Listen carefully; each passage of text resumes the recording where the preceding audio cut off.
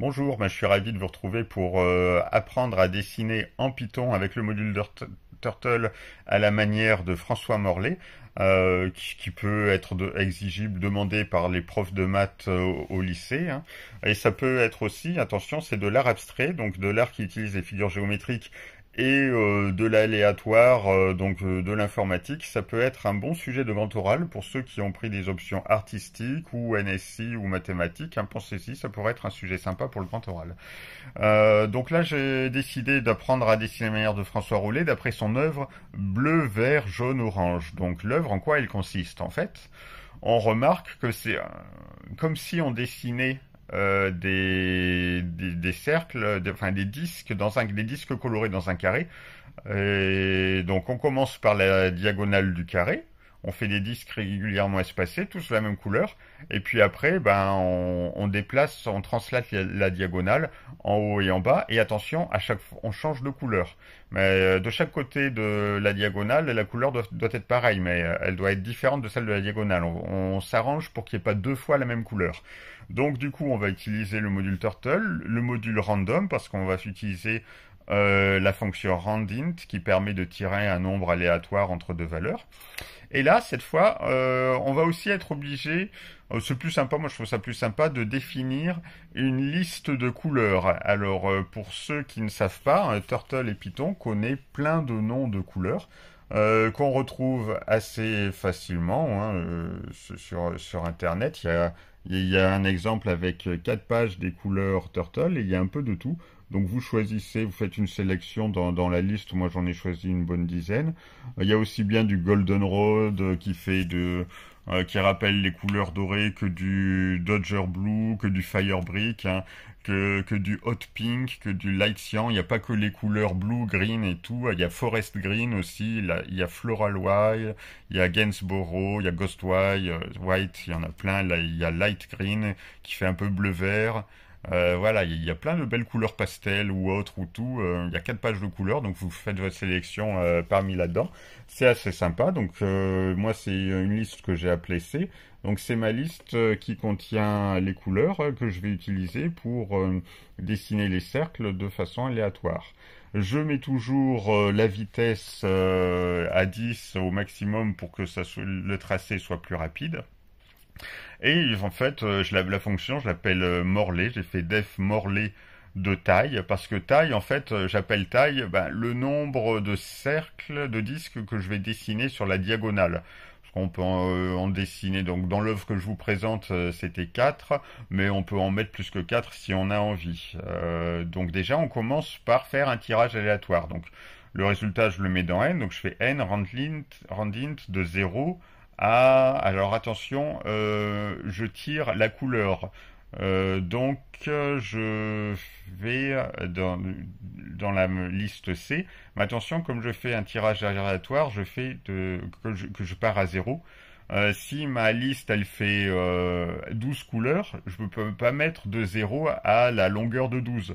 Parce que sinon il va me faire 13. Du coup, je pense à faire à la longueur, donc len de C, moins 1 pour bien avoir le bon nombre de couleurs, hein, parce que, attention, ça sera l'indice, en fait, le tirage que je fais, ça représente l'indice de la couleur dans ma ligne de couleur, donc c'est un nombre compris entre 0 et la longueur de C moins 1. Hein, y penser à ça, hein. Voilà. Et puis après, du coup, la couleur, on la définit dans la fenêtre graphique de Turtle en faisant color de C d'indice n, voilà. Et là maintenant, on va devoir commencer à tracer les disques. Donc je commence par la première diagonale. Je fais une boucle for i in range de taille, puisque taille du coup ça va représenter mon nombre de disques. Du coup, je veux bien autant de disques que la valeur que j'ai demandé au début. Et cette fois, je définis deux listes, une liste grand X et une liste grand Y, dans lesquelles je vais conserver les coordonnées, l'abscisse et l'ordonnée, le X et le Y, de chacun des disques. Donc du coup, à chaque fois, je vais faire grand X.append de X plus 80 fois I. Alors pourquoi? Et puis pareil pour Y, grand Y.append de Y plus 80 fois I. Pourquoi 80? Parce que moi j'ai décidé que les disques, je les dessinais dans des carrés de côté 40. Donc le disque, c'est un disque de rayon 20. Et si on regarde bien l'œuvre, les disques ils sont pas côte à côte à chaque fois, on saute un carré en fait. Donc le prochain il n'est pas 40 après, il est 80 après, c'est pour ça.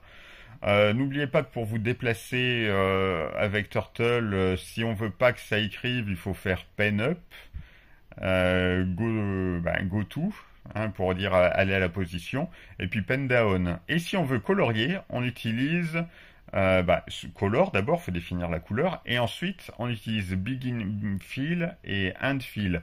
Donc on est obligé d'écrire begin fill, de faire tous les tracés que l'on veut. Donc là on va faire begin fill, on trace un cercle et on met end fill. Hein, attention, on fait élément par élément. Si on essaie de tracer tous les éléments d'abord et de faire déplacer, Turtle va tout colorier. Hein. Alors que nous on veut qu'il colorie que les disques. Hein. Donc on trace un disque et on lui dit d'arrêter de colorier, on passe au suivant. Voilà, hein, sinon ça marche pas. Et du coup, pour tracer un cercle, c'est circle du rayon, donc circle de 20. Alors après, si on veut être sûr que les couleurs vont bien être différentes, une fois qu'on a tracé tous les cercles de la diagonale, eh ben, on élimine la valeur de la couleur qui est dans la liste de couleurs. Donc c'est pour ça que j'ai fait del de C2N. Comme ça, je suis sûr que cette couleur, elle est plus dans la liste. Donc au prochain tirage aléatoire, elle risque pas de revenir. Comme ça, je suis sûr d'avoir que des couleurs différentes, à condition d'avoir mis des couleurs dans la liste de couleurs qui ne sont pas hyper proches les unes des autres, hein, bien sûr, parce que sinon l'effet sera pas extraordinaire.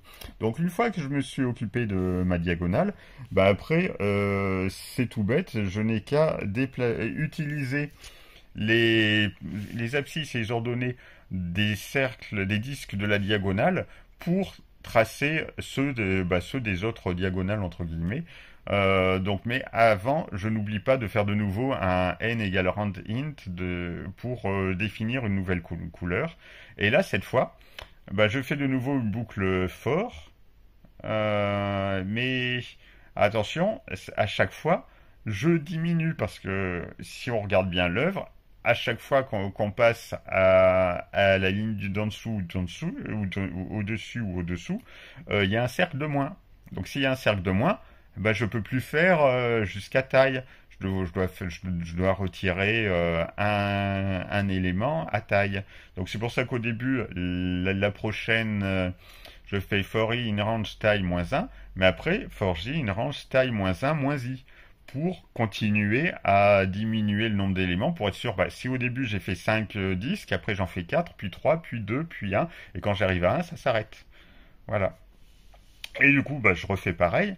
Je fais begin fill, pen up, go to, pen down, circle. Mais cette fois, je pense aux coordonnées. Comment je trouve les coordonnées?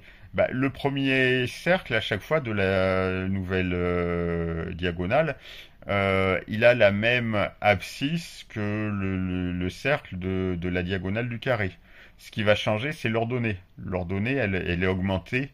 Euh, elle est augmentée. C'est simplement l'ordonnée du cercle d'après dans la liste. Du coup, il faut penser à faire varier les indices. Attention, je remets pas grand X de I ou grand X de J et tout.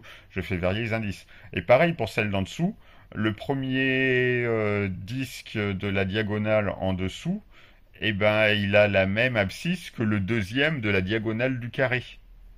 Mais il a l'ordonnée du premier disque. Donc attention, je pense à inverser. Voilà. Si vous faites attention à ça, il n'y a pas de souci, il n'y a pas de problème.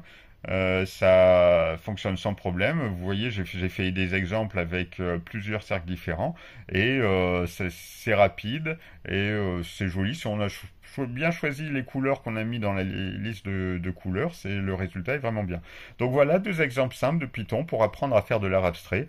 Et n'hésitez pas à commenter, voir si les profs vous en ont demandé d'autres et tout. C'est vraiment un sujet à creuser parce que c'est un truc qu'on peut retrouver dans pas mal d'autres choses. Sur ce, à bientôt pour de nouvelles vidéos sur Python ou les jeux vidéo.